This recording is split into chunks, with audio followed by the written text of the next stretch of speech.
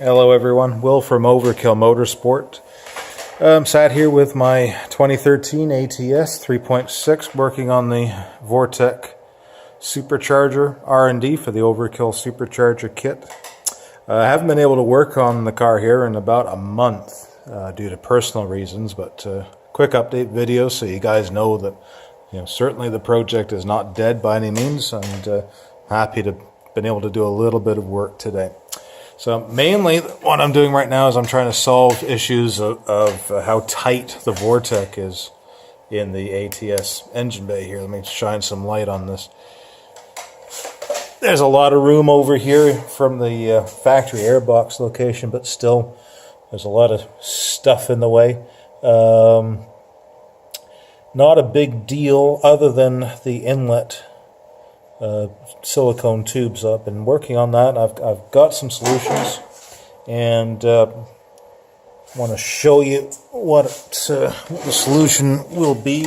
I always try to ensure that I've designed the kit so that there's no modifications that are done to the vehicle itself.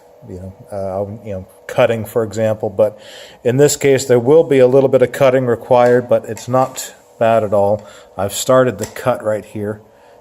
Basically what will be required is to make a cut to the very back side here. Let me get a nice little pointer. There we go. Just right to the back here. There's a strip right here, and if you start up by there's a cross section here that'll kind of mark it. There you go. You can kind of see it now. You start there and just start going straight down.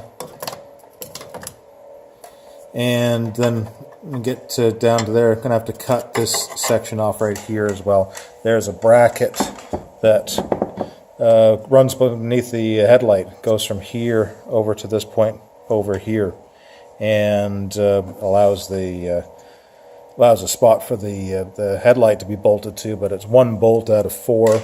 And for the fender itself, there's another bracket right here that's supporting the fender. So I'm not too concerned about the structural rigidity of it or anything, especially once the headlight's put back in place. So by the time we eliminate that bracket, cut this out and just cut a small corner right off of here, there's enough clearance to put the inlet to the Vortech, and then plenty of room down here in the fender well for the filter to go. So that was one area where there's an easy solution with a little bit of cutting. Again, I try not to do it, but because it's so minor here, this is going to work out for the best.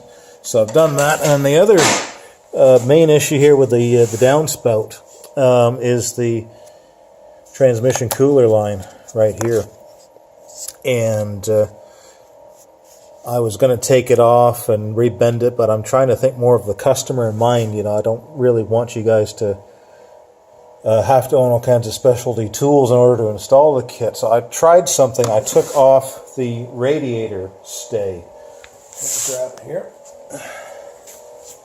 Just this piece at the top. It goes over top of the radiator there, like that, and it bolts to here, and it's just to prevent it from wobbling back and forth. In any case, once I took that off, there was lots of room to move the radiator back about a ½ inch, which gave all the clearance that's required here. So what I'm going to do is I'm going to engineer a bracket that'll just reattach it to here, be a stainless steel bracket and a nut and bolt. I'm going to make a mock-up, and then we'll have stainless steel versions cut on a water jet, nicely bent and everything like that. So that's a nice easy solution as well. So I'm happy to have taken care of those. The next steps here are going to be interesting.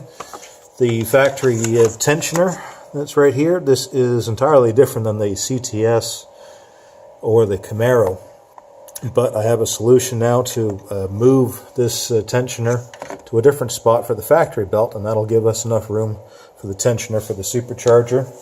And I'm going to move the brake booster pump here, the vacuum electric vacuum pump, and very simply just going to move it probably over into the fender well here on this side, and we can use a bracket just to attach it right down here.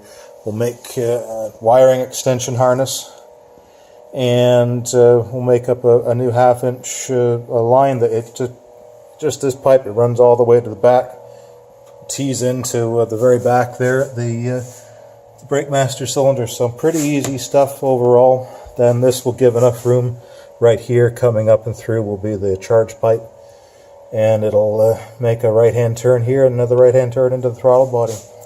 So there's a quick update for you. Things are moving along, and of course, this being my own personal vehicle that's down and out right now while I do all of this, I'm looking forward to this project being done too. But I'll continue to give you guys updates, and hopefully we can get this running in the next couple of weeks.